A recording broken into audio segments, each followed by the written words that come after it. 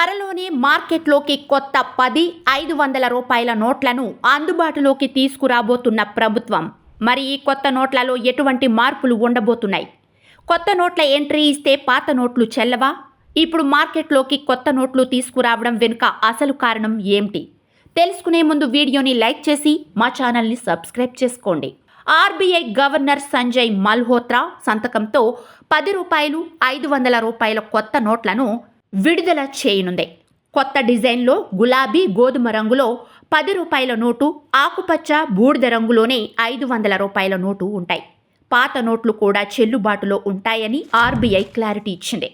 Governor మారినప్పుడు జరిగే సాధారణ ప్రక్రియ ఇది. కాబట్టి నోట్లను గుర్తించడంలో ఎలాంటి ఇబ్బంది ఉండదు. ఈ నోట్లు మహాత్మా గాంధీ కొత్త సిరీస్లో భాగంగానే ఉంటాయని వెల్లడించింది. ఇప్పటి వరకు ఉన్న డిజైన్ను కొనసాగిస్తూ కేవలం గవర్నర్ సంతకం మాత్రం కొత్తగా జోడించనున్నట్టు తెలిపింది. గతంలో జారీ చేసిన 10 రూపాయలు, 500 రూపాయల నోట్లు చెల్లుబాటులోనే ఉంటాయని ఆర్బీఐ స్పష్టం చేసింది.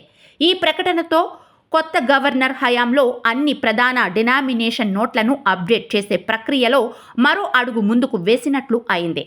సంజయ్ మల్హోత్రా 2024 డిసెంబర్లో ఆర్బీఐ గవర్నర్గా బాధ్యతలు స్వీకరించారు. శక్తికాంత దాస్ స్థానంలో 26వ గవర్నర్గా నియమితులయ్యారు. ఆయన బాధ్యతలు చేపట్టిన తర్వాత గత నెలలోనే 100 రూపాయలు, 200 రూపాయల నోట్లను కూడా తన సంతకంతో విడుదల చేయనున్నట్లు ఆర్బీఐ ప్రకటించింది. ఇప్పుడు 10 రూపాయలు, 500 రూపాయల నోట్లను జారీ చేయడం ద్వారా కరెన్సీ నోట్లపై కొత్త గవర్నర్ సంతకాన్ని పూర్తిగా అమలు చేసే దిశగా ఆర్బీఐ ముందుకు సాగుతోంది. ఈ మార్పు ఆర్బీఐ చరిత్రలో ఒక సాధారణ పద్ధతి. ఎందుకంటే కొత్త గవర్నర్ నియామకం తర్వాత కరెన్సీ నోట్లపై సంతకం అప్డేట్ అవుతుంది.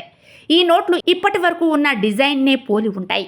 ఈ నోట్లపై గవర్నర్ సంజయ్ మల్హోత్రా సంతకం జోడించడం తప్ప ఇతర భద్రతా లక్షణాలు లేదా డిజైన్లో ఎటువంటి మార్పు ఉండదని గమనించాలి.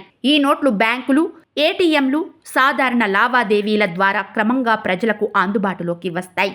పాత నోట్లు కూడా చెల్లుబాటులో ఉండటం వల్ల ప్రజలు వీటిని వినియోగించడంలో ఎటువంటి గందరగోళం ఉండదని ఆర్బీఐ అధికారులు తెలిపారు. కరెన్సీ నోట్లపై గవర్నర్ సంతకం ఒక చట్టబద్ధమైన గుర్తింపుగా పనిచేస్తుంది. ఇది నోట్ల ప్రామాణికతను నిర్ధారిస్తుంది.